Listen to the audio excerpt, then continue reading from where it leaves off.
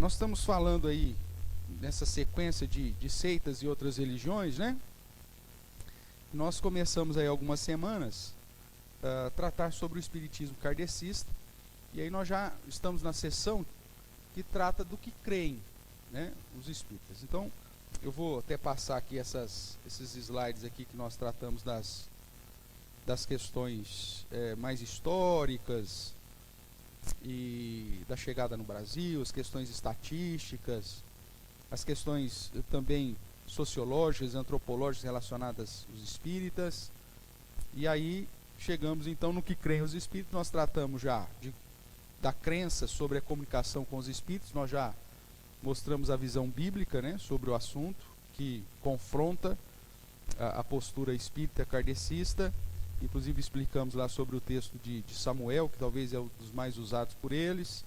E na semana retrasada, considerando que semana passada foi o primeiro domingo, foi culto, né? Então na semana retrasada nós tratamos aí com a crença na reencarnação, também a visão bíblica e os textos que eles usam fora do contexto aí, mostrando e quebrando a visão espírita, usando a Bíblia para enfatizar essa doutrina. E hoje nós vamos tratar sobre a questão da caridade, né, das obras como fonte para, no caso deles, de aperfeiçoamento ou para salvação de um modo geral. Eu convido você a abrir sua Bíblia para a gente relembrar de um dos princípios bíblicos, pelo menos inicialmente. A gente vai ler depois outros textos, em Efésios capítulo 2.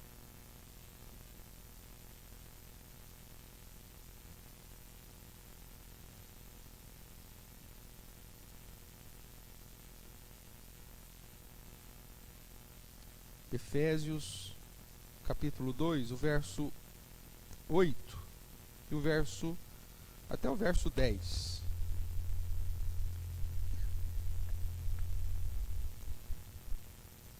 Carta do apóstolo Paulo, escrita aos Éfesos, ou a carta aos Efésios, capítulo 2, do verso 8 até o verso 10. Vai dizer assim: porque pela graça sois salvos, mediante a fé, e isso não vem de vós, é dom de Deus, não de obras, para que ninguém se glorie, pois somos feitura dele, criados em Cristo Jesus para boas obras, as quais Deus de antemão preparou para que andássemos nelas. Existe aqui uma relação interessante que o apóstolo Paulo faz, primeiro demonstrando que a salvação é pela graça, aplicada no crente mediante a fé, né? Isso aqui são pontos fundamentais da Igreja Reformada, né? Somente a graça e somente a fé é um dos 2 pontos dos 5 pontos, né, que fundamenta aí as doutrinas básicas. E aí ele vai enfatizar que essa graça nasce no próprio Deus, que é esse favor imerecido, e que por isso nós não podemos ou não temos como alcançar essa salvação por nossas próprias obras. E aí Deus inclusive determina que assim seja, para que ninguém tenha como se vangloriar na presença dele. Eu fui salvo porque eu fui bonzinho, eu fui salvo porque eu fiz determinada coisa. Não por obras, para que ninguém se glorie. E aí ele apresenta, portanto, essa ideia de que a salvação ela é fruto dessa graça de Deus, da ação do próprio Deus, e não de nós mesmos. Porém, uma vez que fomos resgatados em Cristo Jesus, que fomos alcançados pela obra que Jesus Cristo realizou na cruz, e pelo chamado, né, irresistível de Deus, dessa graça irresistível de Deus, aí sim começa a contar, né, as boas obras que Deus preparou para que andássemos nela. Então, nós não somos salvos pelas obras, mas nós somos salvos para praticar as boas obras. Então, esse jogo, né, de palavras aqui que Paulo faz, apresenta a ideia de que nós somos salvos tão somente pela ação soberana e grandiosa de Deus, mas ao mesmo tempo, depois que fomos alcançados pela graça de Deus, pela salvação, consequentemente, devemos então agora andar em novidade de vida, e essa novidade de vida vai me conduzir a estar envolvido com obras, e não qualquer obras, mas as boas obras. E que boas obras são essas? Segundo o texto, aquelas que o próprio Deus de antemão preparou para que andássemos nela, ou seja, boas obras que estejam de acordo com o princípio das Sagradas Escrituras, que esteja de acordo com o padrão do ensino que o próprio Deus estabeleceu. Isso, quando nós olhamos não só para os espíritas kardecistas, mas para muitos outros grupos que se dizem cristãos, eles ainda acreditam nas obras como meio para a salvação. Quando você vai para o catolicismo romano, você vai encontrar justamente essa realidade, né? A salvação é pelos méritos, é pelas boas obras, é meritório. Se você andar direitinho, você recebeu os sacramentos, recebeu. Você andou bonitinho, fez tudo direitinho, foi uma pessoa boazinha, né? Você pagou as suas penitências, você cumpriu lá com os pré-requisitos básicos, então você vai para o céu, né? Agora, se você não fez determinada coisa, então você não merece o céu. E veja que essa visão meritória está tão entranhada, né, na gente, que a gente acaba muitas vezes tratando isso no dia a dia, né? Seja na educação das crianças. Se você for bonzinho, eu vou te dar uma bicicleta no final do ano, hein? Como se o fato da criança ser boazinha só vai ser boazinha por conta do bem, ou do produto, ou do presente que vai ganhar. Ela tem que ser boazinha porque tem que ser boazinha. Ela não tem que ser boazinha porque senão não vai ganhar, ou porque vai ganhar, né? Mas a gente faz isso no nosso dia a dia. Se você for boazinho, vou fazer isso. Né? As vós, né? Se você for boazinho, eu não conto para sua mãe. E até manipula o negócio, né?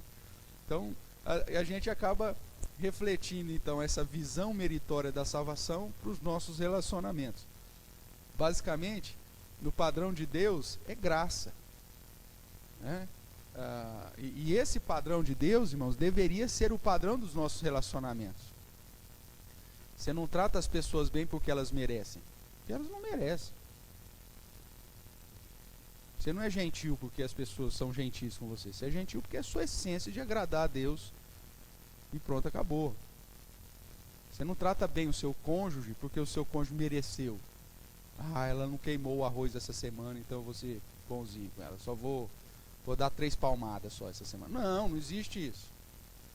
Você é bom porque você recebeu. Aquilo que você recebe de Deus, você transmite isso. Esse seria o padrão correto da perspectiva bíblica, da perspectiva de um verdadeiro cristão, né? Assim como Deus, Paulo vai dizer em Colossenses, assim como Deus vos perdoou, perdoai-vos mutuamente, né? Não, pastor, isso aí eu não perdoo. Mas peraí, então se Deus fosse determinar alguma coisa que ele não perdoa de você também, imagina como seria. Agora, o fato de Deus ter me perdoado é o combustível que vai me conduzir a perdoar as pessoas, né? Então, veja, as boas obras, ela será um fruto natural da ação de Deus em minha vida. E não a fonte para receber a bênção de Deus. Eu não faço nenhuma obra boa para receber algum benefício, mas eu faço porque eu já recebi o maior de todos os benefícios, que é a salvação em Cristo Jesus. Então essa deveria ser a base, a tônica da postura da vida cristã, né? De refletir Cristo nas minhas ações. Para ser salvo? Não, porque eu já fui salvo em Cristo Jesus, nas obras que Ele realizou no meu lugar. Tudo bem até aqui? Então vamos lá, a terceira crença deles é que o sofrimento, as boas obras, é o que me garante os benefícios, tanto da evolução espiritual, né, porque eles não falam de salvação propriamente, mas essa evolução espiritual é fruto desse meu procedimento. E o sofrimento como algo que vai depurar, né, a minha alma, que vai depurar o meu espírito. Quanto mais sofrimento, então mais eu vou ter benefícios na minha outra vida. É algo também que acaba extrapolando a visão bíblica, porque a Bíblia diz que o sofrimento é bom porque ele me conduz à dependência de Deus. Quando sou fraco, Paulo diz, quando eu sou fraco, na verdade estou forte, né? Tiago vai dizer, ó, tende por motivo de alegria o passar por várias tribulações, provações e tudo mais. Porque uma vez confirmada a nossa perseverança, nós vamos ter amadurecimento da nossa fé, nós seremos perfeitos, seremos dignos diante do Senhor. Então o sofrimento, dentro da visão cristã, ela deve me conduzir para mais perto de Deus, para amadurecimento e comunhão com Deus, e não que é um processo para minha salvação, né? É um processo para que eu seja digno de receber a salvação. E isso está muito pertinho, né, também da prática católica, né? Você vê que o catolicismo ele incentiva as pessoas a exaltar o sofrimento como mecanismo de salvação, né? Então o luto católico é uma desgraça. Se você for viver o luto católico, você está perdido, né? É que hoje nem os católicos mais fazem isso, mas quando você pega a essência da doutrina do sofrimento católico, em especial a parte que fala de luto, você vai viver em função do morto o resto da sua vida. Primeiro você tem que ter aqueles dias lá terríveis, onde as pessoas antigamente não se ligava o rádio, não se ouvia música, sorrir era impossível, não podia sorrir, porque você tinha perdido um ente querido. Então você tem que encarnar o sofrimento. E aí, se as pessoas te vissem lá com um sorrisinho, não, credo, o fulano nem esfriou, a fulana já está com os olhos brilhando. Então você tinha que ficar com aqueles olhos embaçados, cheio de remela, né? Com aquele sofrimento, aquela roupa amassada. A fulana não engomou a roupa, porque ela está em luto. Tinha que usar preto, não podia pôr nem no punho, como que era? Tinha que usar preto. E aí, o sistema de luto aí vai te lembrando. Passou 7 dias, você tem que lembrar, que aí você vai lá, faz a missa de 7º dia. Que é um sistema comercial, na verdade, né? Porque toda missa você sabe que você tem que pagar por ela, né? Não é de graça. Afinal de contas, você está pedindo para um padre orar, que é o sacerdote, para rezar pela alma do defunto. Então isso tem preço. A Márcia ia falar alguma coisa? Autoflagelação, tudo isso, esse sofrimento como meio de purificar o espírito. Aquilo que Cristo fez na cruz não é suficiente, eu preciso sofrer. E sofrer de um modo que eu consiga o mérito da salvação. Veja aí. Então, isso está tanto na perspectiva kardecista, né? Provavelmente herdou dessa cultura, ainda mais porque o Brasil é o país mais espírita do mundo. Então há um sinergismo aí, né? Um sincretismo religioso, e acaba influenciando as religiões. Mas você vê tanto no catolicismo quanto no espiritismo essa questão. Só que no espiritismo ele tem a válvula de escape, que é a comunicação com os mortos. Então, bateu uma saudade, você vai no centro espírita e vai conversar lá com o fulano. Tem uma mensagem do fulano para mim, né? E aí, então, vem lá um espírito qualquer lá e fala que é o fulano. Nós já vimos que Satanás se faz de anjo de luz, de ministros, né, da justiça para nos enganar. E aí ele que conhece, ele sabe de muita coisa, ele não é onisciente, mas ele conhece muita coisa. Ele vem e fala, e aí traz alento ao coração. Mas aí, voltando à prática católica, então 7 dias você lembra. Aí depois 1 mês você lembra. 1 ano você lembra. E aí vai. E dentro do luto católico, dentro da prática popular, vamos dizer assim, do catolicismo, o luto era de 1 ano. 1 ano.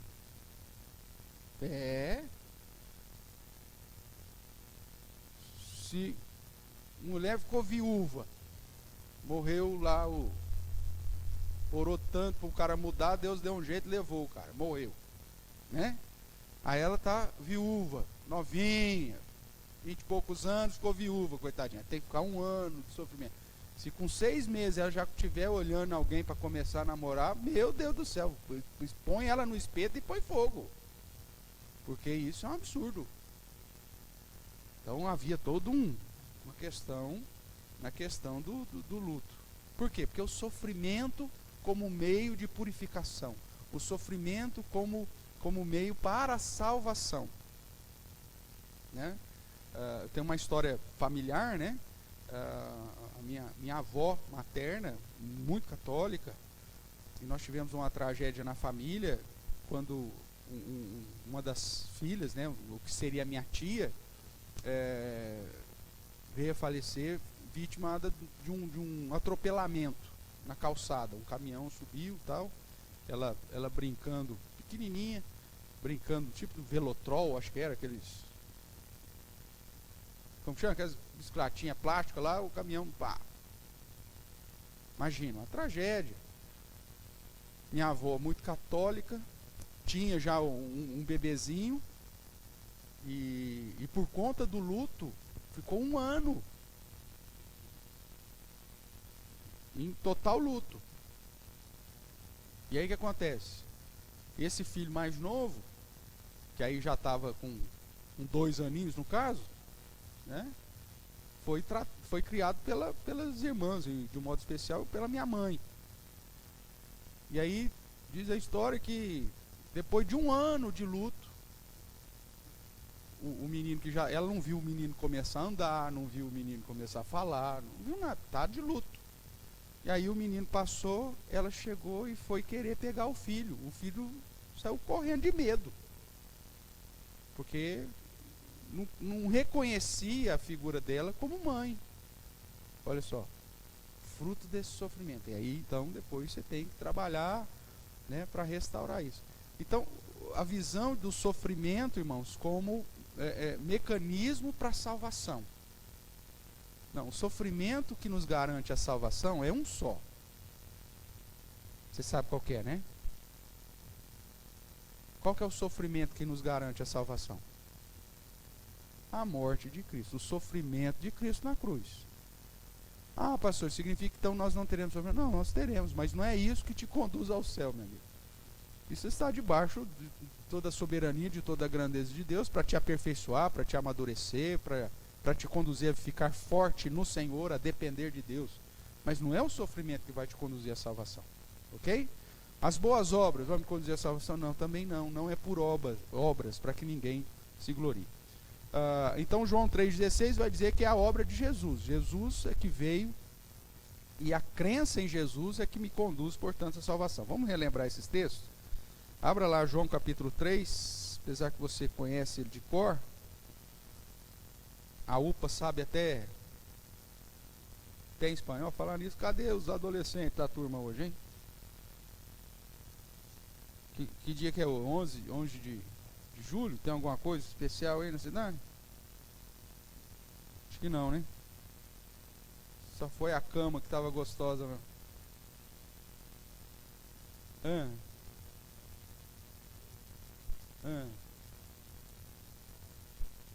É até bom não guardar, porque senão não fica com raiva.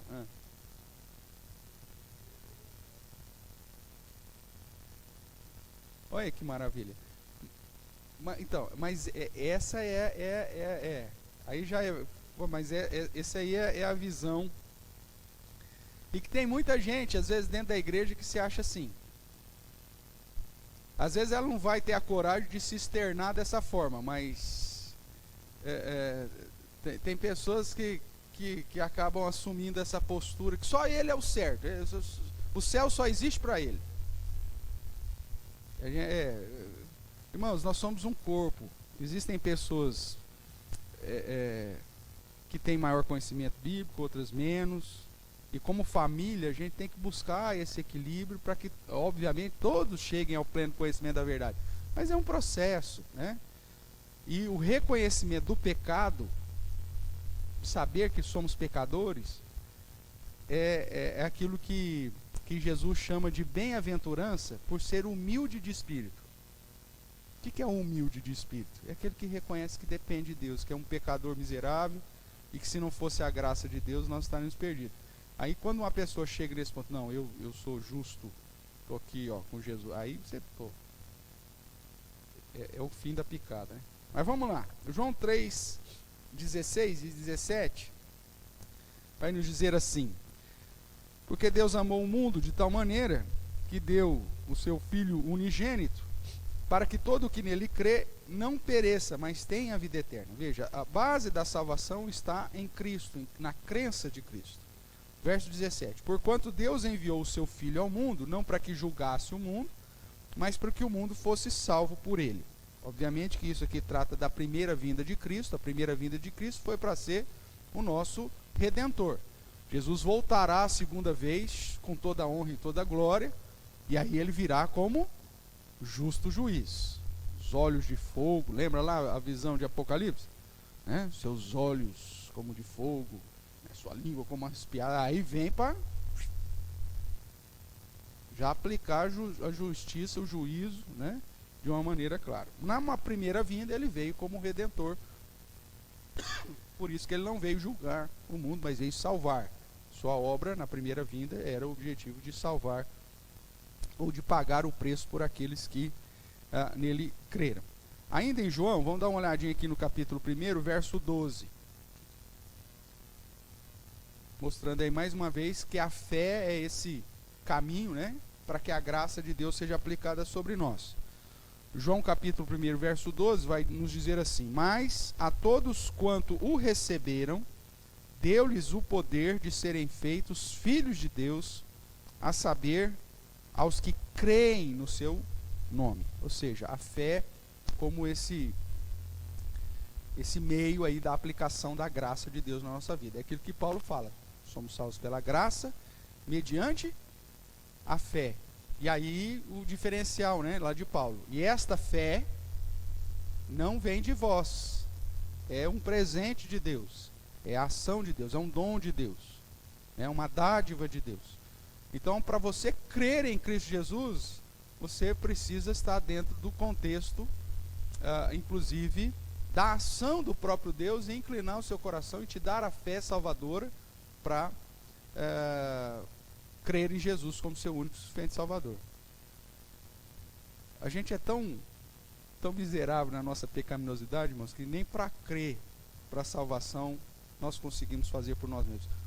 Usando a palavra de Paulo ainda em Efésios, capítulo 2, verso 1, nós estávamos mortos nos nossos delitos e nos nossos pecados. O morto, ele não faz nada, inclusive ele não crê, né? Ele não tem crença, está morto. Ele só começa a crer no momento que o próprio Deus, através de Cristo, nos dá a vida. Ainda João, capítulo 5 agora. Vamos lá, João 5, 24.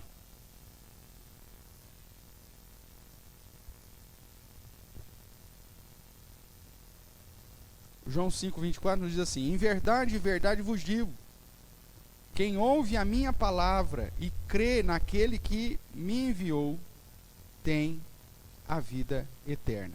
Não entra em juízo, mas passou da morte para a vida. Veja que a Bíblia inteira, então, em especial nos evangelhos, você vai ver essa confirmação que a salvação não é fruto do próprio homem, não está no próprio homem. E é por isso que a doutrina dos chamados 5 pontos do calvinismo, né, que trata sobre os passos da fé, vai seguir essa linha, né, de que, primeiro, somos todos pecadores, a depravação é total. Se Deus tão somente tivesse nos deixado sozinhos, nós estaríamos em perdição e condenados. Essa é a realidade espiritual do homem, morto espiritualmente, né?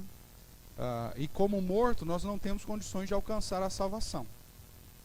Por isso, a salvação é uma obra exclusiva de Deus.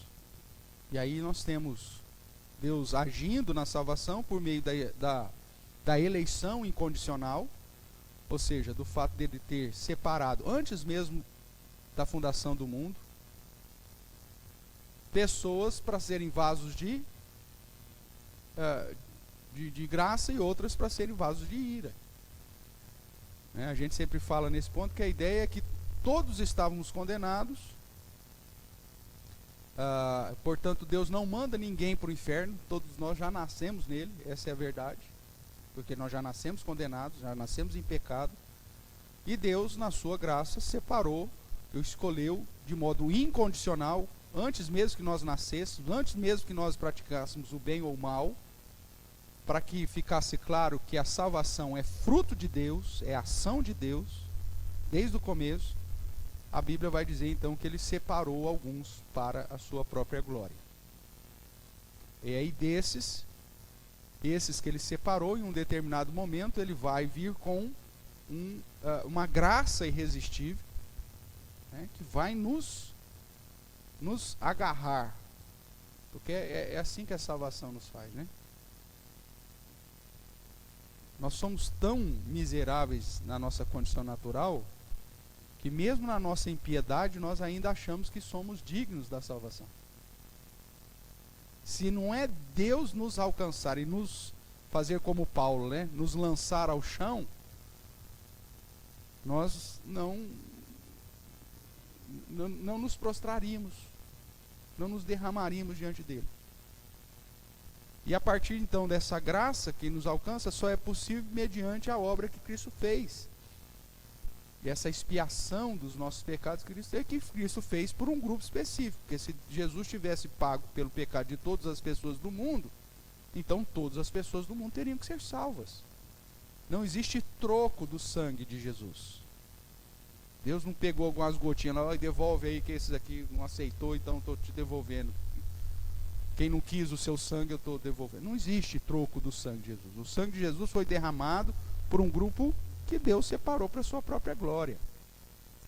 E por isso, irmãos, quando nós entendemos o plano da salvação, e vemos a visão bíblica sobre a salvação, que não é por obras, mas é toda essa obra de Deus, nós temos a certeza, portanto, de que Deus aplicará essa salvação até a eternidade. Que é o quinto ponto aqui, que é a perseverança dos santos. Que é a ideia, se Deus é quem salva, se toda a obra salvífica está em Deus, Deus vai cumprir, Deus vai completá-la, Deus vai conduzir até o êxito final. Então, quando nós chegamos a esse conhecimento, irmãos, nós vemos que a nossa vida cristã é fruto de uma ação de Deus, que te amou antes da fundação do mundo. Isso nos conduz a uma vida de boas obras, para a honra e glória do Senhor. Essa é a lógica que a Bíblia apresenta. As pessoas que tendem a servir a Deus na perspectiva meritória, elas podem até aparentemente fazer muito mais do que outras pessoas, mas aquilo é vazio. Ela faz porque ela está com a segunda intenção de receber o benefício. Aí quando alguma coisa não sai do jeito que ela quer, ou se alguém confronta ela duramente, ela fala, não faço mais nada. Veja, ela não estava fazendo aquilo lá por gratidão, ela estava fazendo aquilo lá com segundas intenções. Porque quando você faz alguma coisa por graça,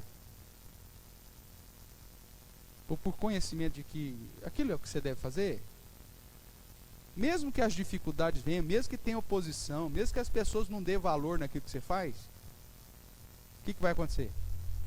Você vai continuar fazendo do mesmo jeito.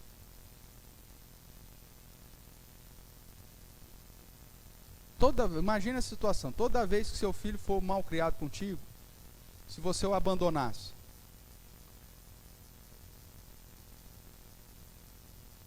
você não tinha vivido 5 anos com seus filhos.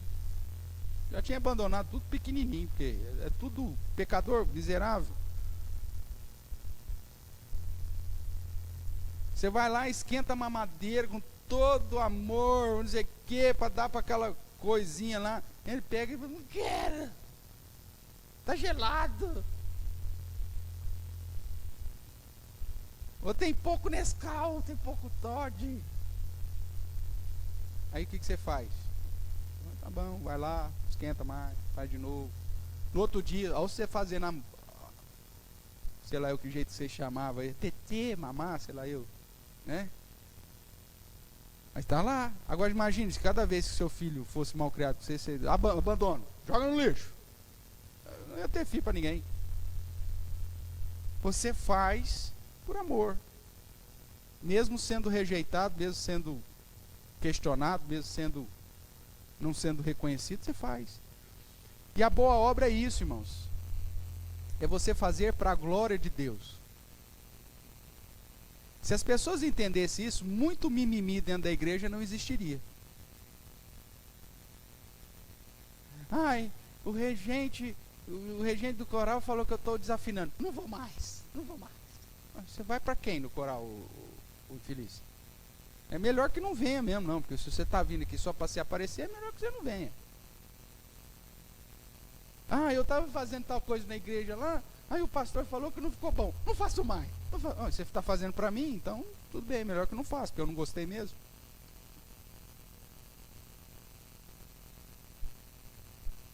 Quando você entende a lógica do processo da salvação na visão bíblica, irmãos, muda completamente a sua prática do dia a dia. O seu suportar uns aos outros, o seu perdão, o seu andar a segunda milha, muda tudo.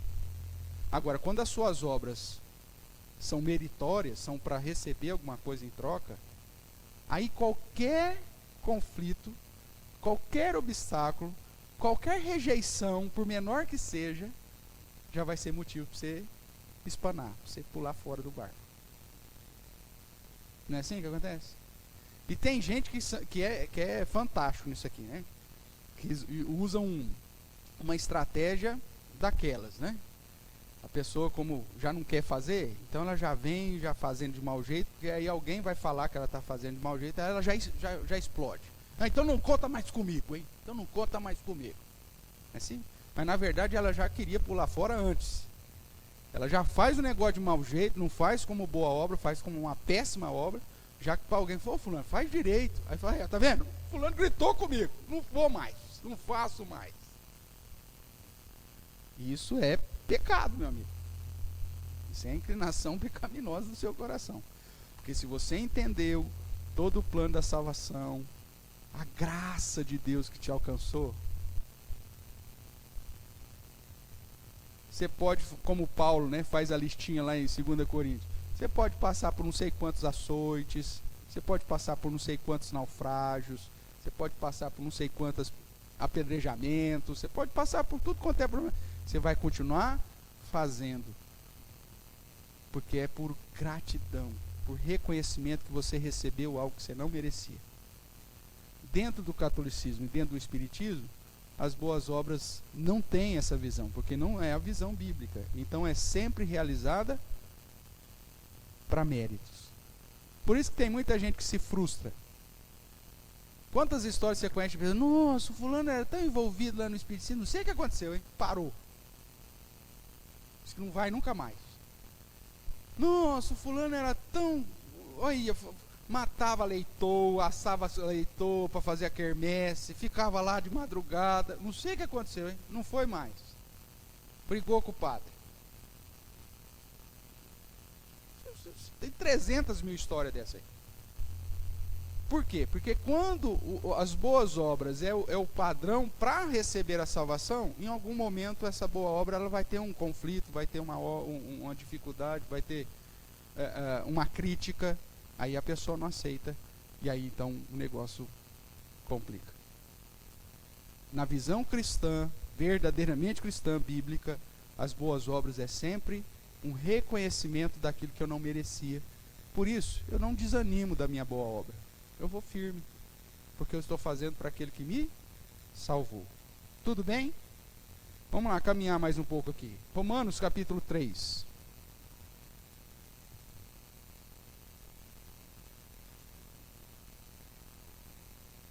Falando aqui da depravação do homem, né? Romanos capítulo 3, primeiramente os versos 10 a 12, e depois os versos 23 a 28. Eu vou ler, diz assim, ele está aqui citando Salmo 10, se não me engano. E ele diz assim: como está escrito, não há justo, nenhum sequer. Não há quem entenda, não há quem busque a Deus. Todos se extraviaram, a uma se fizeram inúteis. Não há quem faça o bem, não há nenhum sequer. A garganta deles é sepulcro aberto, só fala besteira. Com a língua urdem engano. Veneno de víbora está nos seus lábios. A boca, eles a têm cheia de maldição e de amargura. Os seus pés, velozes para derramar sangue. Nos seus caminhos, há destruição e miséria. Desconhecem aí o caminho da paz. Então veja, os versos iniciais, né? Não há quem faça o bem, não há quem entenda, quem busque a Deus. A ideia que Paulo está enfatizando aqui, que o homem natural, aquele que ainda não foi alcançado pela graça de Deus, o seu coração é sempre voltado para os benefícios. Então tudo que ele faz é voltado para receber algum benefício. Se não tiver nenhum benefício, ele não faz. Ele vive pautado em segundas intenções. De coração mesmo, ele não busca Deus. De coração mesmo, ele não faz o bem, ele é inútil. É o filho, né, mal criado, que tudo que você pede para ele fazer, ele fala: o que eu vou ganhar? Fulano, vai lá pôr o lixo para a mãe. Tá em cima da hora, tá para passar o caminhão do lixo. O que eu ganho? Né? Falávamos ontem nos casais. O que eu ganho? Fulano, vai logo, estou escutando, o caminhão já está na esquina, vai passar o lixo. Mas só vou se a senhora falar o que eu vou ganhar. Só se a senhora prometer. Não é assim? Se a senhora prometer que vai me dar aquele... A senhora vai me dar aquele tênis? Fulano, põe o lixo logo na rua.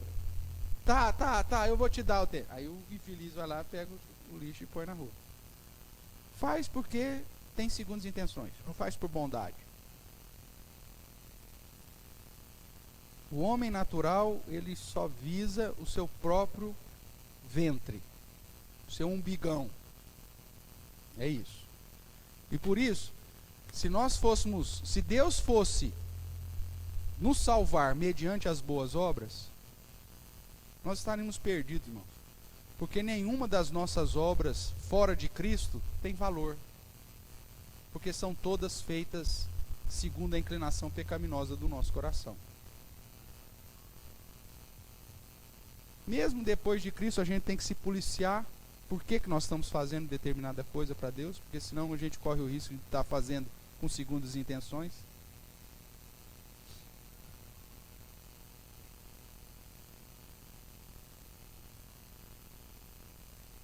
Para que isso de fato aconteça, eu preciso entender todo o plano da salvação.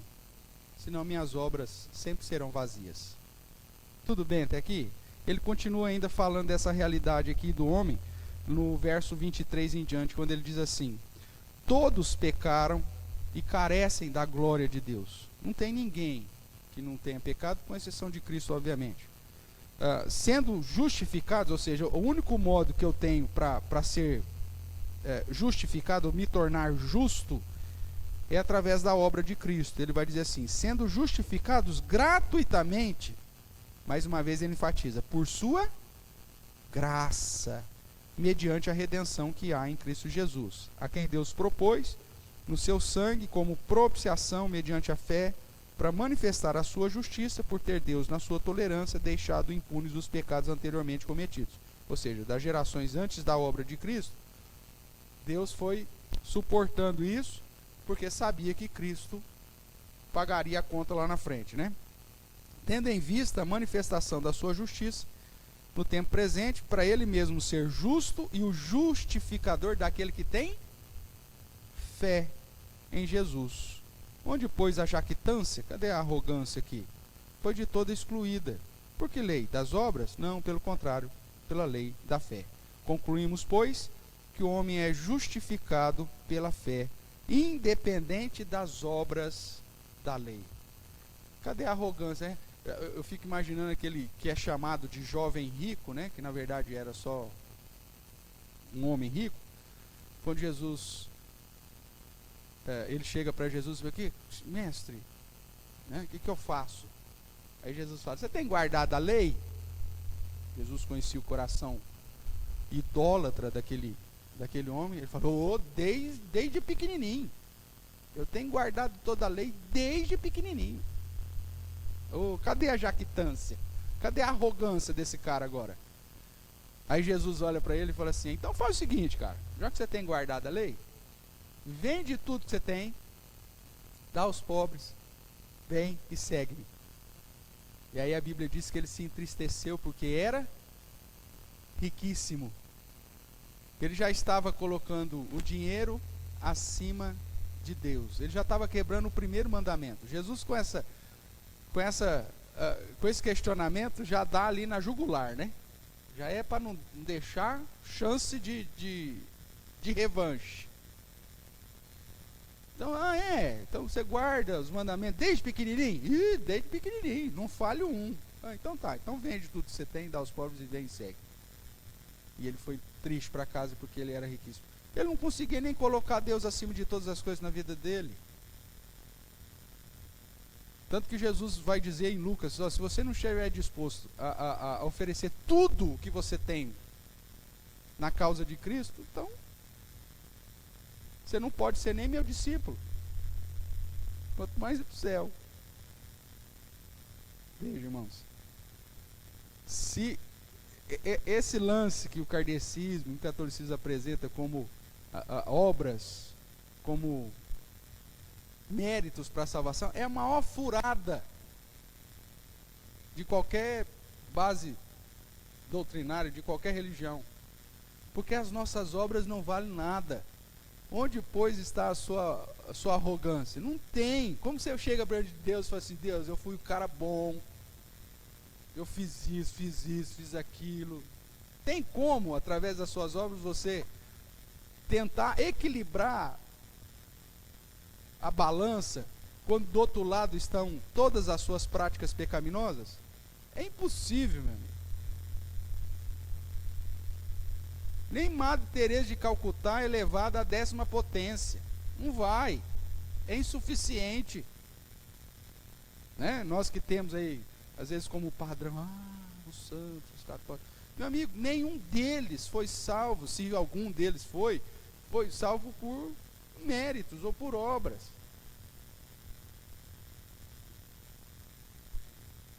Creio que tem alguns santos que foram salvos? Claro que creio. Mesmo porque o cristianismo, muito período, era só o romano, não tinha outro, né?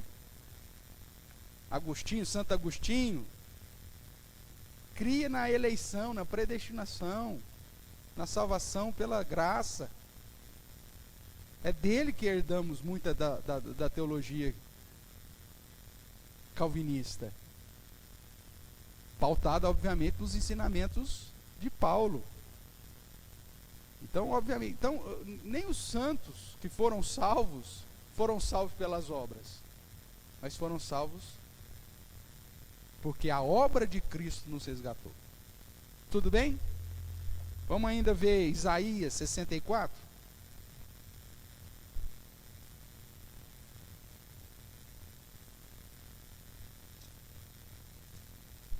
Isaías capítulo 64, verso 6.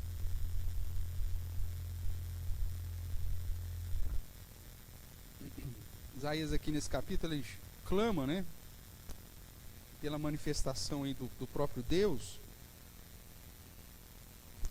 E aí ele engrandece ao Senhor, e no verso 6 ele fala da nossa realidade. Ele diz assim: mas todos nós somos como um imundo, e todas as nossas justiças como trapo de imundícia. todos nós murchamos como a folha, e as nossas iniquidades, como um vento, nos arrebatam. Nenhuma das nossas obras, irmãos, chega a fazer qualquer tipo de vulto. O que Isaías está dizendo é o seguinte: por mais que você pratique boas obras por si só, como fonte de mérito, tudo isso não vale nada. O vento dispersa, não vale nada. É algo que é jogado fora como pano de imundícia.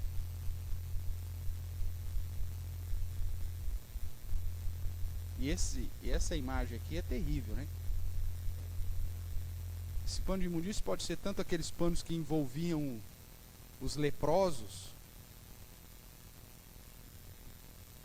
cheio de pus, do fedor da putrefação que a lepra trazia. Imagina, é isso que ele compara a sua justiça. Alguém pegaria um pano desse e enquadraria? Ou deixaria em cima da mesa, assim, como se fosse um belo caminho? Essa aqui é a faixa do meu avô, que era leproso. Aqui, ó, as marcas de pus, os mosquitos entrando. Aí você põe lá. Alguém usaria esse pano para alguma coisa? Para chamar a atenção de, olha como meu avô foi maravilhoso? É lógico que não. Não serve para outra coisa, senão precisa ser lançado fora. E uma outra possibilidade que alguns têm chamado a atenção, esse pano de imundícia, como se fosse os panos que as mulheres usavam no período menstrual.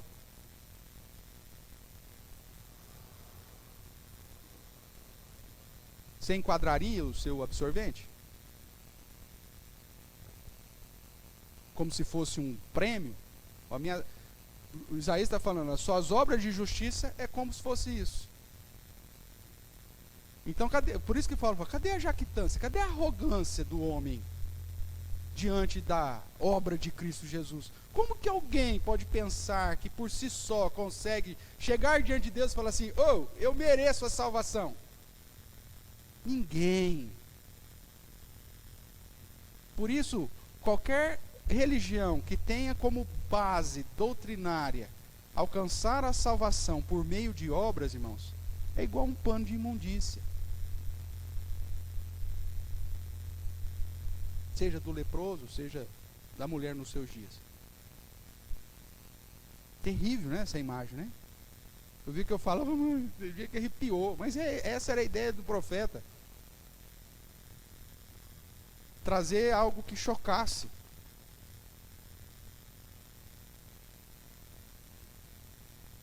E às vezes a gente traz algumas palavras que chocam, né, para ver se a pessoa desperta. Tem gente que não suporta, né? Eu fico imaginando Isaías pregando nessas igrejas aí dos... Ai, ele falou, infeliz. Né? Como que seria? Paulo, ou mesmo Jesus, hipócrita, chamando ele de filhos de Satanás. Jesus falou isso para o seu povo, irmãos. As pessoas estavam seguindo. Jesus virava para a multidão e não mandava beijinho, não. Era seus cegos, guias de cegos, sepulcro caiado, raça de víboras. Me louvam com os lábios, mas o coração está longe de mim. A palavra do Senhor nos confronta, irmãos, justamente para nos tirar dos enganos. Quando você compreender que toda a prática de justiça do homem é comparada a nada, então só tem um jeito para nós: crer em Jesus como nosso único e suficiente Salvador. Nos esconder sob a sombra da cruz. Nos prostrar aos pés dela.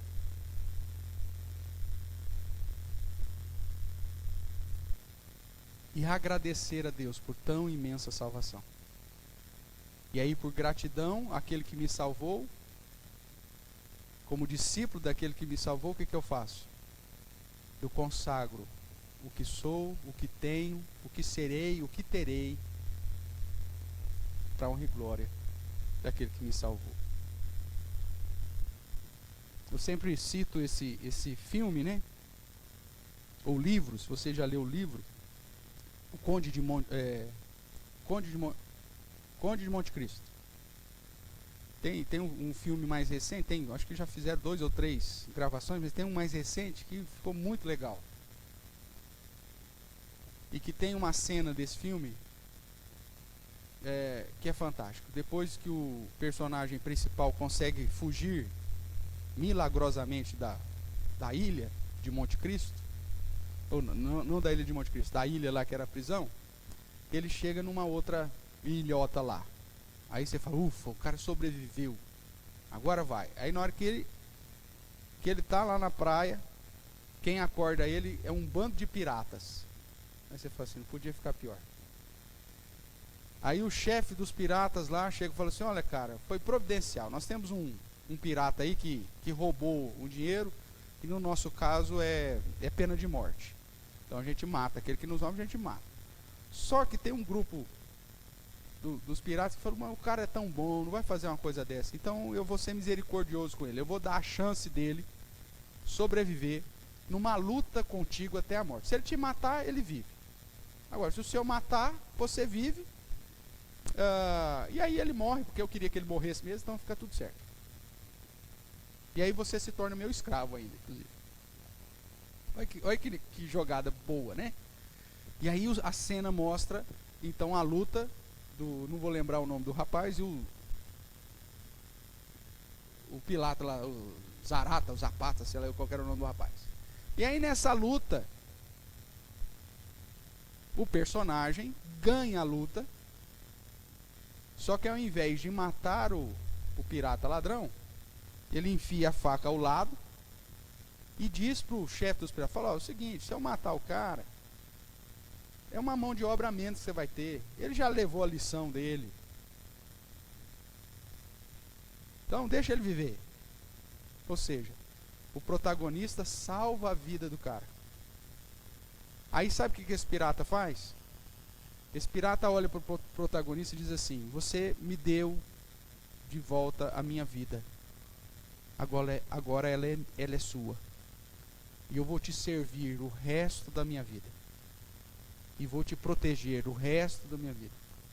E vou fazer o que for preciso o resto da minha vida. E aí o filme mostra esse cara sendo fiel até o fim, inclusive auxiliando o protagonista em outros momentos. Irmãos, é a cena de um filme, tudo bem. Mas na minha visão é o que deveria acontecer quando nós compreendemos que Cristo nos deu a sua vida. Ele me salvou. Eu não tenho mais vida. A minha vida agora é Cristo. É isso que Paulo diz. O viver é Cristo. Morrer é lucro. O viver é Cristo. Por que Paulo chega a essa conclusão? Que a vida dele era servir a Cristo, amar a Cristo, obedecer a Cristo, andar com Cristo, fazer tudo por Cristo, levar pedrada em nome de Cristo, açoite em nome de Cristo, passar por naufrágio, ser preso e morto em nome de Cristo. Porque a vida dele só tinha significado em Cristo. Não era pelas suas obras, mas pelo aquilo que Cristo fez em favor dele. A obra de Cristo em favor dele o conduziu a viver então agora integralmente para Jesus. Irmãos, quando você reconhece que não é pelo sofrimento, não é pelas boas obras que você vai alcançar a salvação, que você não é nada, segundo a visão bíblica, na perspectiva espiritual, você estava morto, não há um justo sequer. Quando você entende isso, e entende aquilo que Cristo fez por você, não existe outra coisa a fazer senão viver tão somente para Cristo. O seu pensamento é para Cristo, os seus sonhos é para Cristo, o curso que você for fazer na faculdade tem que ser para a honra e glória de Cristo, o trabalho que você for atuar tem que ser para Cristo. Ou seja, você vive, existe para Cristo.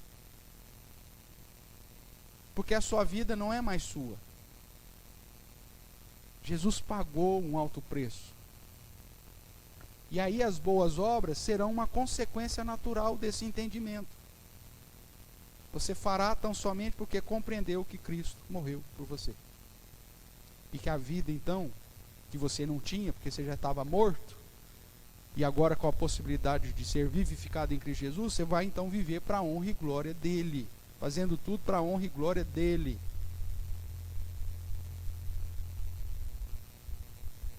Não existe mais a perspectiva do Everton.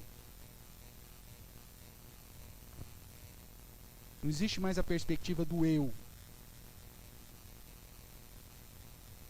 Não é à toa que as Escrituras nos chamam de servos. E o termo é escravo mesmo. Você sempre será escravo, irmãos. Ou será escravo do pecado, ou será escravo ou servo daquele que te livrou do pecado. Não dá para ser independente. Porque o independente vai para o inferno.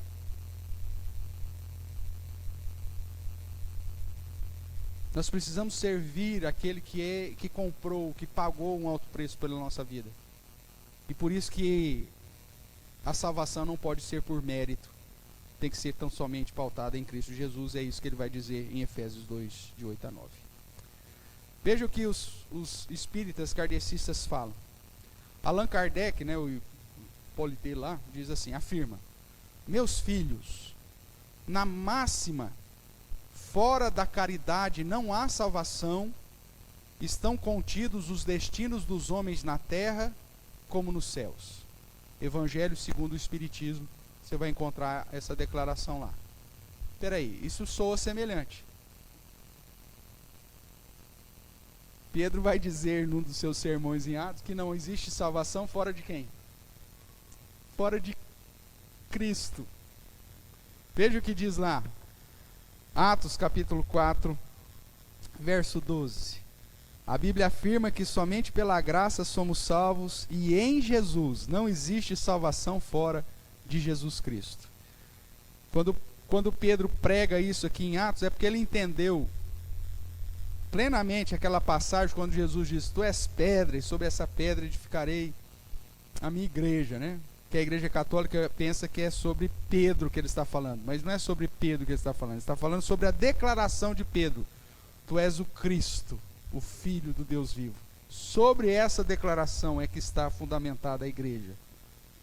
Esse é o contexto lá da passagem. E Pedro entendeu isso perfeitamente, tanto que quando questionado, aqui no capítulo 4, ele vai dizer assim: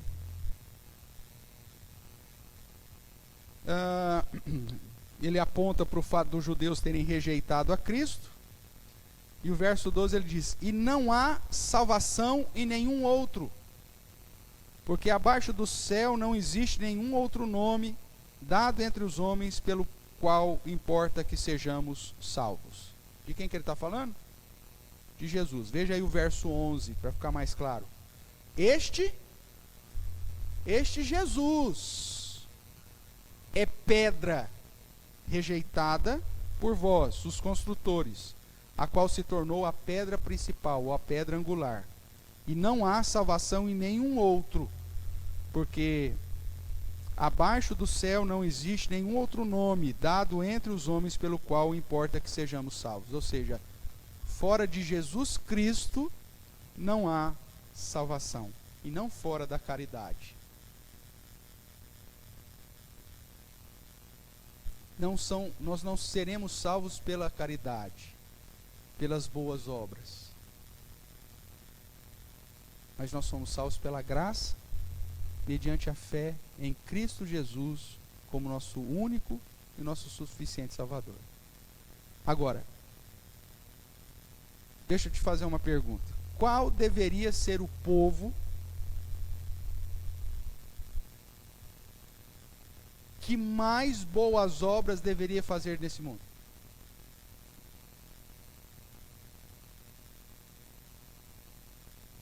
Quem? Quem? Me diga. Os salvos em Cristo, nós. Nós deveríamos ser conhecidos pela caridade, não para a salvação, mas por aquilo que Cristo fez por nós.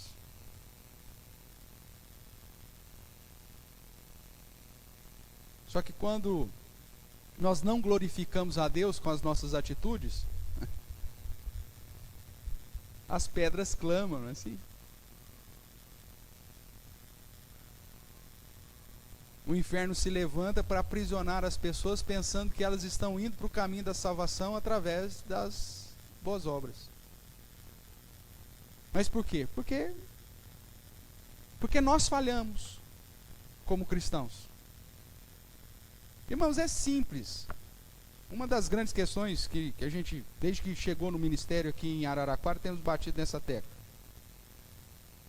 A igreja, para muitos, tem sido simplesmente um lugar de consumo. As pessoas vêm para assistir o culto e não para prestar o culto. Elas vêm para receber algum benefício e não para receber alguma bênção e não para ser bênção. Essa visão consumista de cristianismo dos nossos dias é a pior coisa que pode invadir o seu coração. Irmãos, você é a igreja. Você foi alcançado por Cristo Jesus. Essa obra aqui é do Senhor, que vai usar instrumentos que Ele alcançou pela sua graça para realizá-la.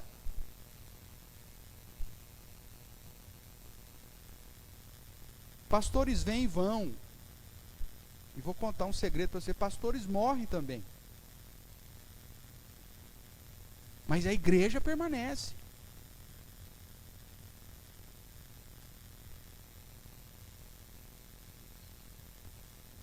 Enquanto você não entender que a sua vida é de Cristo e que essa comunidade que o Senhor nos permitiu viver juntos é um instrumento para você demonstrar boas obras em gratidão a Deus e para usar essa estrutura que temos para glorificar a Deus através do dom que Ele te deu, no ministério para qual Ele te chamou, você vai ser só um consumidor.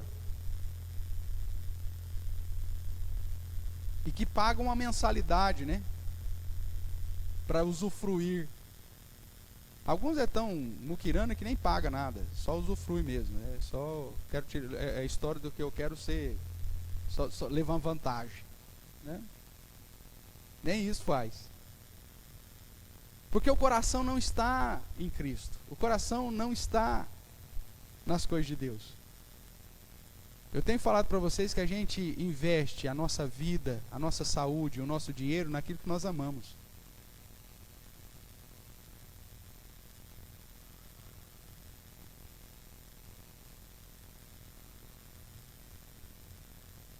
Você pode ter certeza. Você quer saber aquilo que você mais ama na vida? Olhe para a sua planilha de gasto e veja onde você mais gasta.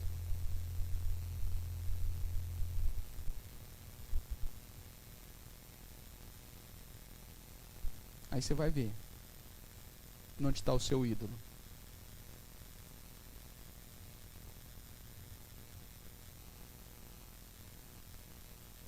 Pastor, o que o senhor faz nas horas livres? Quem está perto de mim sabe o que eu faço nas minhas horas de folga.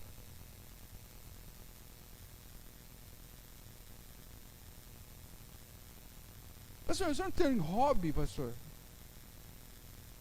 Tenho. Fazer algo que glorifica ao Senhor na hora que eu não tenho nada para fazer.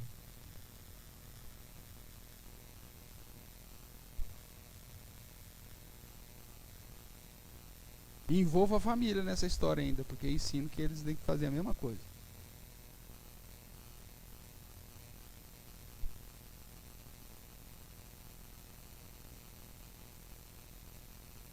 Ontem nós tivemos alguns irmãos aqui que passaram praticamente o feriado e o dia de ontem inteiro preparando um encontro de casais.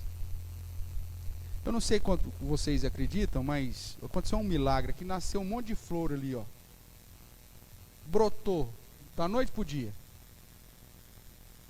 Não sei se você consegue enxergar ali no parapeito ali da rampa de acesso. Brotou um monte de flor. Se você não viu ainda, depois que terminar a escola dominical, você vai para o salão social e nasceu lá. Sem ninguém cortar, sem ninguém dobrar, sem ninguém cortar. Apareceu ali. Você acha que quanto tempo foi gasto para fazer aquele negócio ali?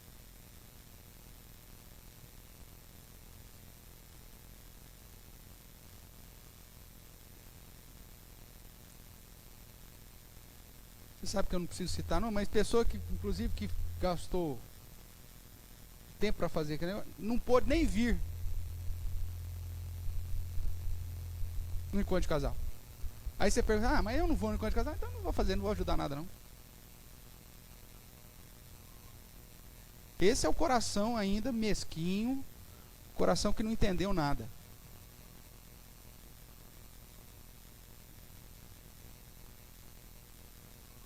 Sabe por que os espíritas são conhecidos como a religião mais caridosa do mundo?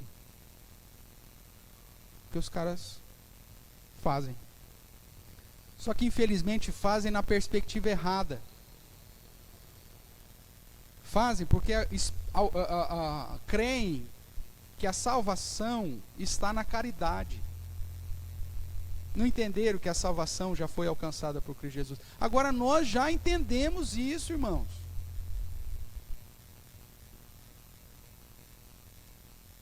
Nós já compreendemos isso. A palavra do Senhor já deixou isso claro. Como vivermos então? Se Cristo não for a razão da nossa vida, se a obra de Cristo não for um motivo da nossa existência, já vou te avisar de antemão, você vai passar vergonha. Não vai perder a salvação, é fato, ufa, ainda bem, mas você vai passar vergonha.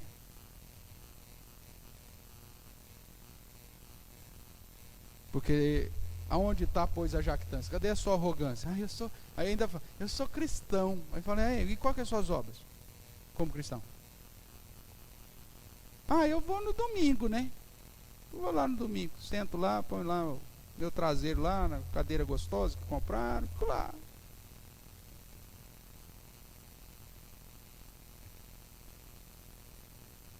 Se nós entendermos a respeito daquilo que Cristo fez por nós, irmãos,